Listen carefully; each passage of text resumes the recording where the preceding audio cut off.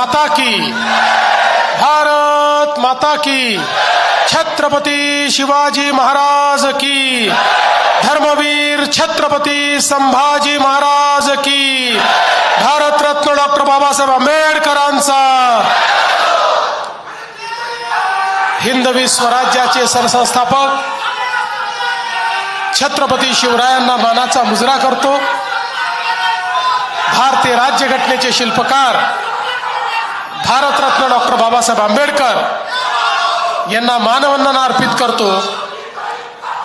आणि आज बीड जिल्ह्यामध्ये आल्यानंतर आमचे नेते, आमचे मार्गदर्शक आणि ज्यांनी आम्हाला राजकारणाची दिशा दिली ते लोकनेते गोपीनाथराव मुंडेजी यांच्या चरणी देखील नतमस्तक होतो। आजच्या आपल्या या नगरपालिकेच्या प्रचार सभेमध्ये मंचावर उपस्थित गोपीनाथरावजींचा वारसा अत्यंत समर्थपणे चालवणाऱ्या मंत्रिमंडळातील ज्येष्ठ मंत्री श्रीमती पंकजाताई मुंडे, आमदार सुरेश अण्णा धस, जिल्हाध्यक्ष शंकरराव देशमुख, या ठिकाणी उपस्थित युवा नेते डॉक्टर योगेश क्षीरसागर, डॉक्टर सारिकाताई क्षीरसागर, बदामरावजी पंडित, सर्जेरावजी तांदळे, केशवरावजी आंधळे, आदित्य सारडा, बाळराजे पवार, गणेश लांडे, शांतीलाल डोरले, नवनाथ शिराळे, सुवर्णाताई लांबरूड, रसिकभाई शेख, रामभाऊ कुलकर्णी, सलीमभाई जहांगीर, ॲडव्होकेट वाल्मिक निकाळजे,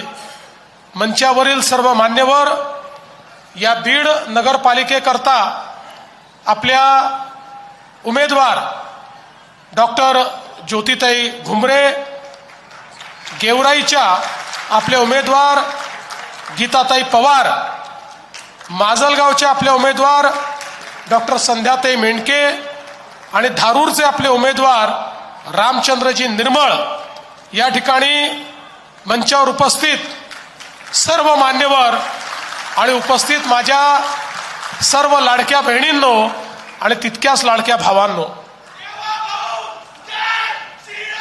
जय श्रीराम।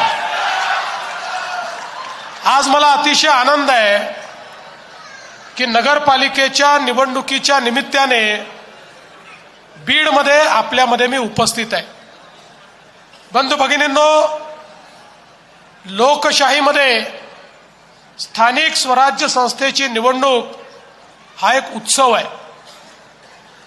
भारतरत्न डॉक्टर बाबासाहेब आंबेडकरांनी आपल्याला संविधान दिलं आणि या संविधानाने आपल्याला काही अधिकार दिले, पण हे अधिकार देताना संविधानाने एक काळजी घेतली, प्रत्येक व्यक्तीला समान अधिकार हा या संविधानाने दिलाय।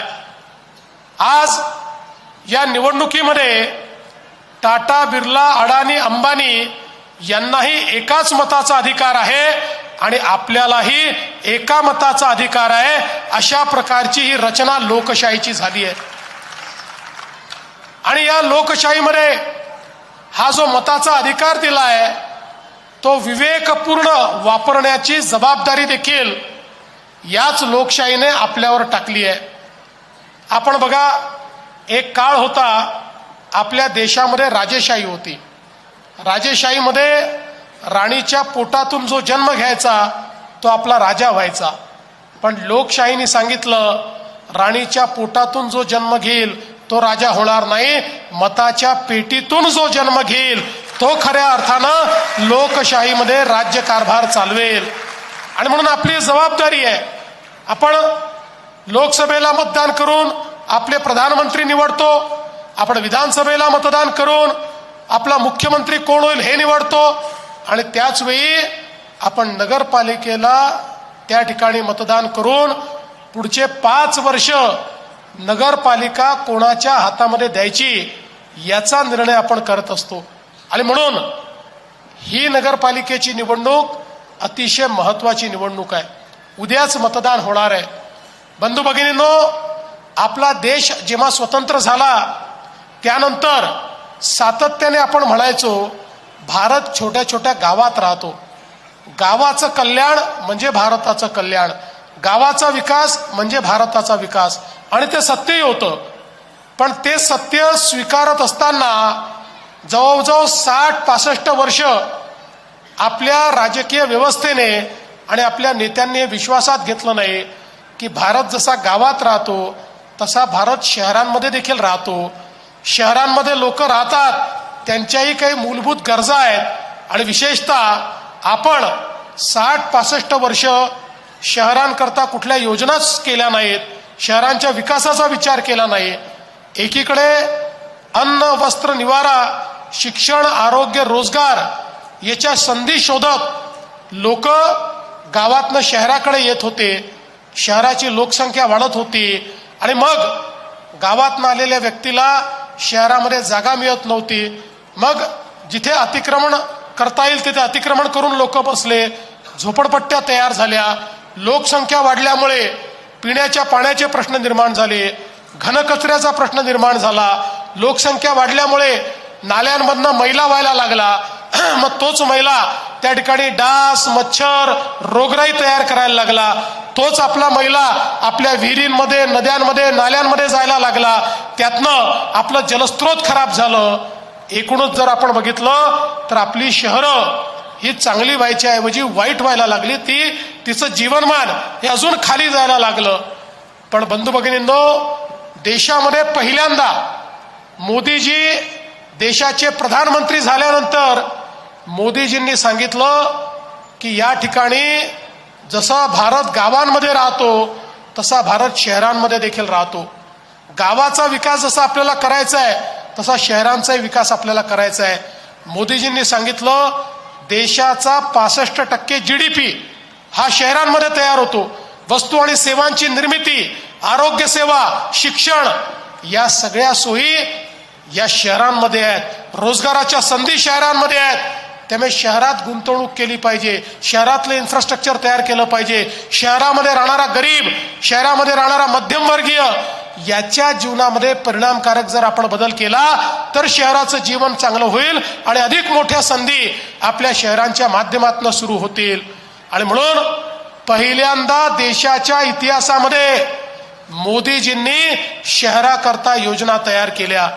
स्मार्ट सिटी सारखी योजना असेल, अमृत शहरांसारखी योजना असेल, स्वच्छ भारत शहरी मिशन असेल, प्रधानमंत्री आवास योजना शहरी असेल, हर घर जल शहरी असेल, अशा अनेक योजना पहिल्यांदा देशाच्या सरकारने लाखो कोटी रुपये हे शहरांच्या विकासाकरता त्या ठिकाणी देण्यास सुरू केलं. आणि आपल्या महाराष्ट्राला देखील जवळपास या योजनांच्या माध्यमातून 50,000 कोटी रुपये हे माननीय मोदी साहेबांनी विकासाकरता उपलब्ध करून दिले. आपण महाराष्ट्राचा जर विचार केला, महाराष्ट्रामध्ये 6.5 कोटी लोक 40,000 गावांमध्ये राहतात आणि तेवढेच 6.5 कोटी लोक बीड सारख्या 400 शहरांमध्ये राहतात. म्हणजे 6.5 कोटी लोक 40,000 गावात आणि 6.5 कोटी लोक 400 शहरांमध्ये. या शहरांचं चित्र बदललं पाहिजे, या शहरांमध्ये मूलभूत सोयी झाल्या पाहिजेत. आणि म्हणून मोदीजींनी ज्यावेळी या संदर्भातल्या योजना आम्हाला दिल्या, मला आठवतं मी मुख्यमंत्री होतो, पंकजाताई या ठिकाणी पालकमंत्री होत्या. या बीडमध्ये आमदारही आमचे नव्हते, नगराध्यक्षही आमचे नव्हते. भारत भूषणजी हे नगराध्यक्ष होते, जयदत्त अण्णा त्यावेळी आमदार होते. पण आम्ही त्या ठिकाणी कुठलाही भेदभाव केला नाही, कारण बीड सारखं शहर, मी आणि पंकजाताईंनी हा निर्णय घेतला की आमच्या मुंडे साहेबांचं प्रचंड प्रेम असणारं हे बीड शहर आहे, हे जिल्ह्याचं मुख्यालय आहे आणि मराठवाड्यामध्ये एक अत्यंत मध्यवर्ती अशा प्रकारचं हे शहर आहे. त्यामुळे कोणाची सत्ता असू द्या, आपण मदत केली पाहिजे. आणि त्या ठिकाणी जसे योगेशजींनी सांगितलं, जवळजवळ 500 कोटी रुपयाच्या योजना या बीडमध्ये आपण सुरू केल्या. आज बीडचं जे बदललेलं चित्र आपल्याला दिसतं आहे, हे सगळे पैसे माननीय मोदीजींनी आणि त्या काळात आपल्या सरकारने दिलेले पैसे आहेत. त्याच्या आधी नाही, त्याच्यानंतरही नाही. हे सगळे पैसे हे माननीय मोदीजींच्या नेतृत्वाने आम्ही काय करू शकलो, याकरता करू शकलो की पहिल्यांदा मोदीजींनी शहर विकासाची दृष्टी दिली. त्यांनी सांगितलं मी पण पैसा देतो, राज्याने पण पैसा दिला पाहिजे आणि आपली शहरं बदलली पाहिजेत. आज बघा जवळपास बीडमध्ये पिण्याच्या पाण्याची योजना त्या ठिकाणी झाली. आता त्या योजनेमध्ये आपल्याला लोड वाढवायचा आहे.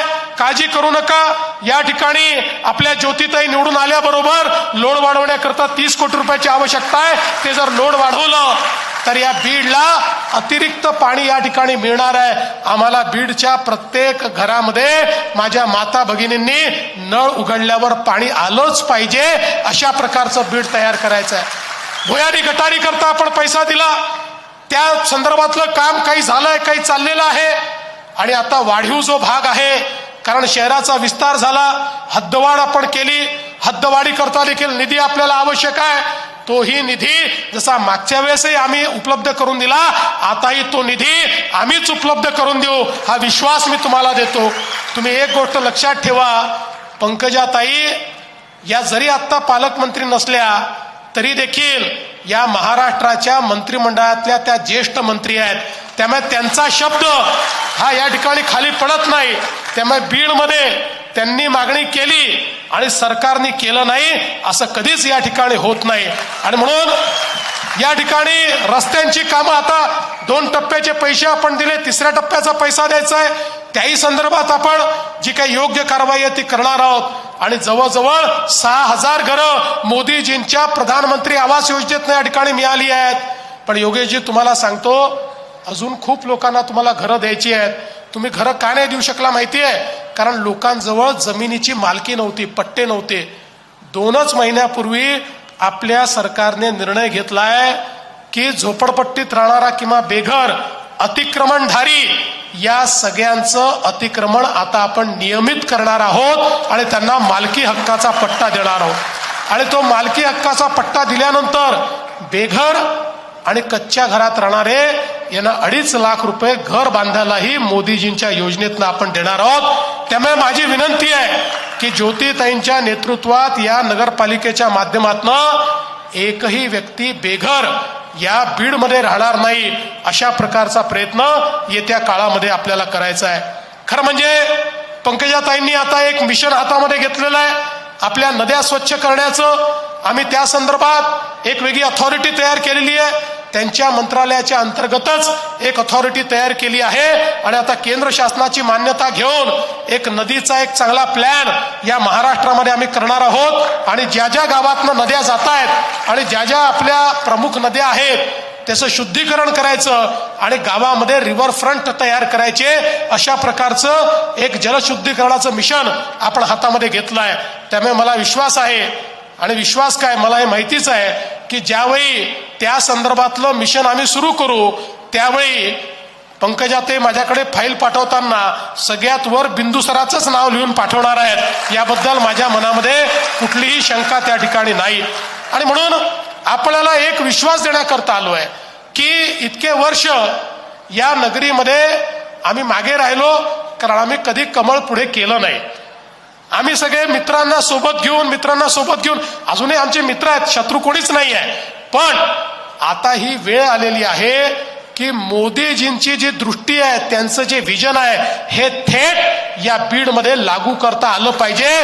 विकासाचं विजन हे कुठल्याही मध्यस्थामार्फत नाही तर थेट भाजपच्या नगराध्यक्षामार्फत या बीडमध्ये ते विजन आणि तो निधी या ठिकाणी पोचला पाहिजे. आणि म्हणूनच आज मी आपल्याला ही विनंती करण्याकरता आलो आहे. आम्हाला खूप गोष्टी करायच्या आहेत.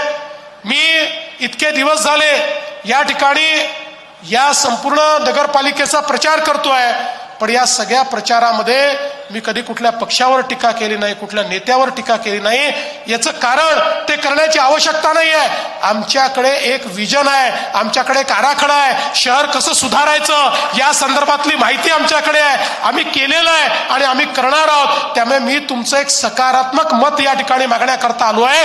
हे परिवर्तनाकरता मत आपल्याला हवं आहे. या ठिकाणी उत्तम अशा प्रकारच्या व्यवस्था करण्याकरता हे मत आपल्याला हवं आहे. आणि मला अतिशय आनंद आहे डॉक्टर ज्योती घुमरे यांच्यासारख्या एक उच्च विद्या विभूषित ज्या वैद्यकीय माध्यमातून समाजसेवा करतच होत्या अशा एक उमेदवार आज आपण या ठिकाणी दिलेले आहेत आणि इतरही सगळे उमेदवार अतिशय चांगले उमेदवार या बीडमध्ये आपण दिलेले आहेत आणि म्हणून त्यांच्या माध्यमातून एक मोठा विकास आपल्याला या ठिकाणी घडवायचा आहे. आपण बघा, आम्ही केवळ आश्वासनं देऊन जाणारे लोक नाही आहोत, आधी करून दाखवलंय, पुढेही करणारे लोक आहोत. ज्यावेळी मागच्या निवडणुकीमध्ये महाराष्ट्रामध्ये एक मोठा विजय आम्हाला मिळाला आणि आपल्या आशीर्वादानं पुन्हा सरकार तयार झालं, अनेक लोक म्हणायला लागले आता या भाजपवाल्यांना इतक्या जागा मिळाल्या की हे पहिलं काम करतील आणि लाडकी बहीण योजना बंद करतील. 1 वर्ष झालं, योजना सुरूच आहे आणि लाडक्या बहिणींना सांगतो, जोपर्यंत तुमचा देवा भाऊ मुख्यमंत्री आहे लाडकी बहीण योजना सुरूच राहील, ती कोणी बंद करू शकणार नाही. पण ज्योतिताई, गीताताई, संध्याताई, रामचंद्र भाऊ, तुम्हाला माझी विनंती आहे, तुम्हाला ही मंडळी निवडून देणारच आहे, पण पुढच्या काळामध्ये माझ्या लाडक्या बहिणींना केवळ लाडक्या बहिणी ठेवू नका, त्यांना लखपती दीदी म्हणा, त्यांना लखपती दीदी करा. कारण आता मोदीजींनी आपल्या लाडक्या बहिणींना लखपती दीदी करण्याचा कार्यक्रम दिलाय आणि मला सांगताना अभिमान आहे, गेल्या 1.5 वर्षामध्ये आम्ही 50 लाख लाडक्या बहिणींना ऑलरेडी लखपती दीदी केलाय. पुढच्या वर्षीपर्यंत 1 कोटी माझ्या लाडक्या बहिणी लखपती दीदी असतील. आम्हाला आमच्या सगळ्या लाडक्या बहिणींना लखपती दीदी करायचं आहे आणि म्हणून या 4ही नगराध्यक्ष पदाच्या उमेदवारांवर मी जबाबदारी टाकतो.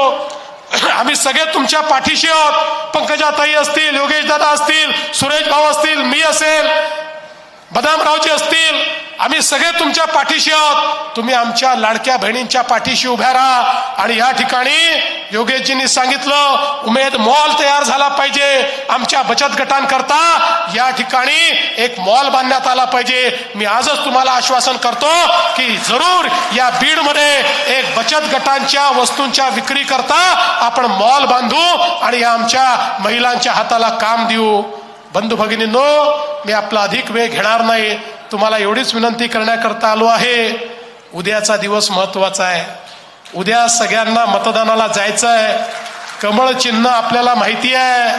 मी एवढीच विनंती करतो, उद्याच्या दिवसभरात कमळाची काळजी तुम्ही करा, पुढचे 5 वर्ष तुमची काळजी आम्ही करू, हा विश्वास तुम्हाला देतो आणि माझं बोलणं संपवतो. धन्यवाद. जय हिंद, जय महाराष्ट्र.